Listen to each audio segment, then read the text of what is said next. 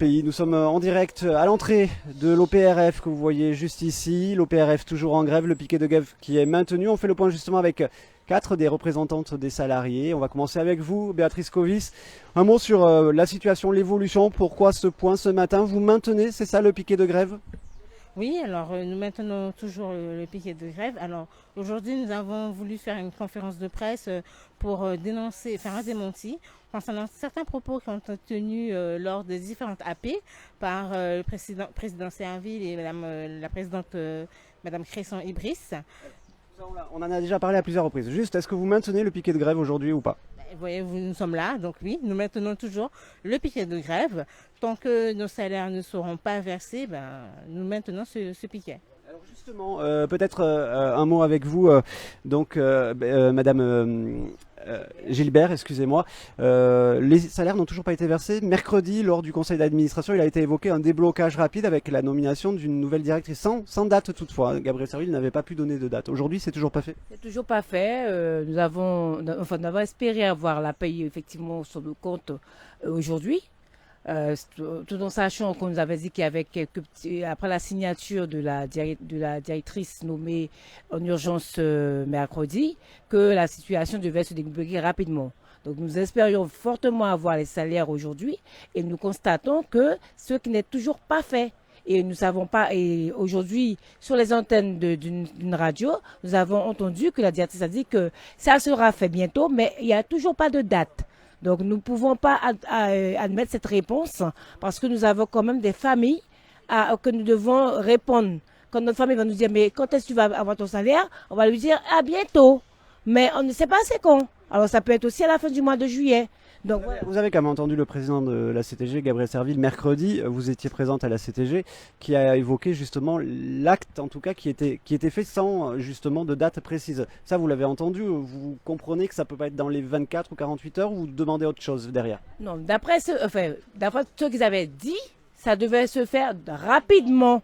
C'est ce qu'on nous avait dit. Même mardi, on avait eu un entretien avec M. Serville qui nous avait dit que ça allait se faire rapidement à partir du moment qu'il y avait un ordonnateur. Voilà ce que nous avons retenu.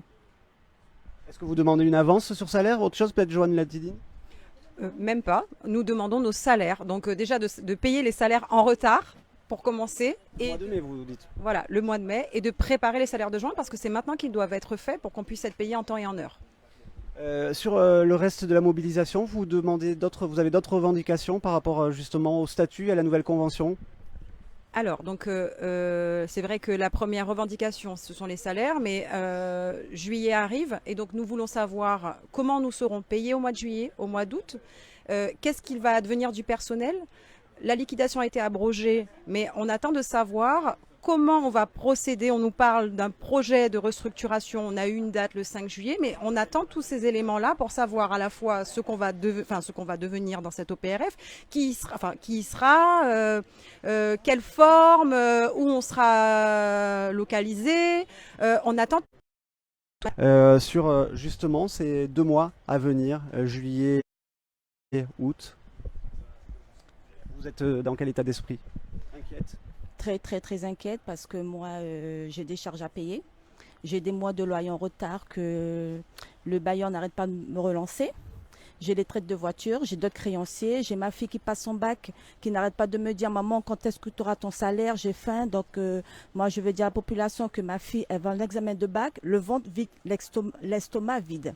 Donc je suis très très inquiète, surtout je ne sais même pas quand est-ce que j'aurai mon salaire. Peut-être un mot, Béatrice Covis, vous justement par rapport à ces 2 mois qui arrivent, vous allez gérer comment en termes d'organisation? Est-ce que c'est prévision du blocus encore pendant les 2 mois, sachant qu'il y a des travaux aussi en cours pour la rentrée? Comment vous comptez gérer ça?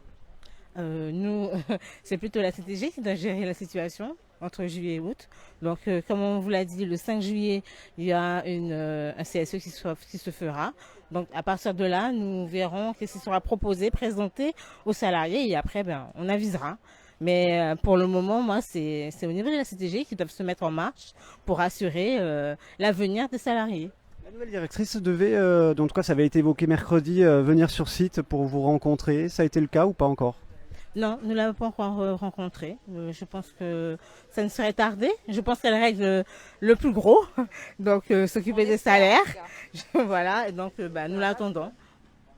Merci beaucoup, mesdames, pour ce point. Donc, le piquet de grève, vous voyez les salariés derrière également qui sont présents, qui se poursuit ici à l'OPRF, donc au Larivot. Merci à vous, mesdames. À bientôt. Outremernews.fr, le site de l'actualité Outre-mer, 24 heures sur 24 et 7 jours sur 7. Retrouvez la chaîne Outremer News sur YouTube.